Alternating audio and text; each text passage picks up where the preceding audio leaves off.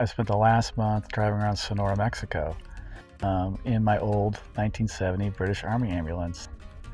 We crossed Nogales. It was a quick, easy border crossing, really simple. Definitely recommend crossing there.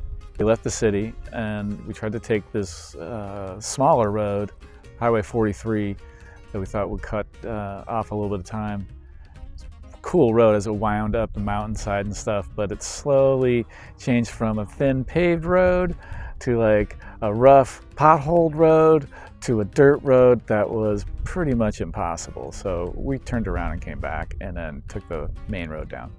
And then we took 15 south to Santa Ana and then turned west and went out to Porto Lobos. Yeah, Porto Lobos was seemed like a really poor fishing town, and it didn't have a bunch of terrain to it. It was pretty like flat on this little peninsula, and it was, man, it just seemed like just a couple of beat up fishing shacks and, you know, some locals. It didn't get a comfy feeling. And then we went on to Baja de Quino, and that's a really nice town. They have a really beautiful area for swimming, plenty of camping, either at an RV park or primitive like we do.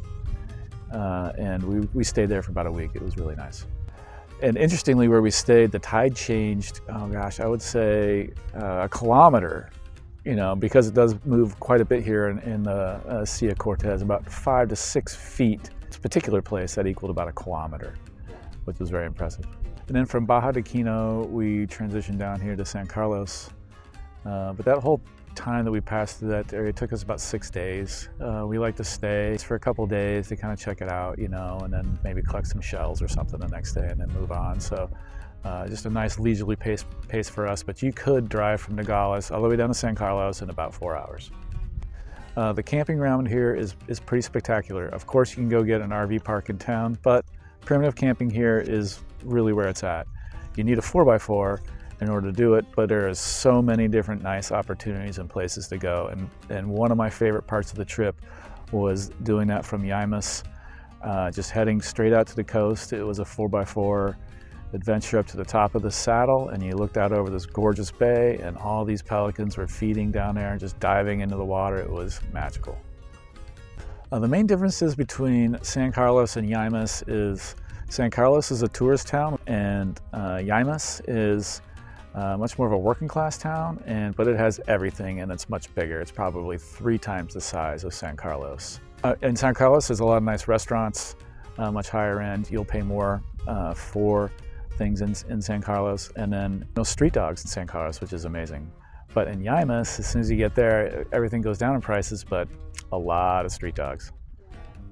One of the main spices in Sonora is oregano because it grows naturally here.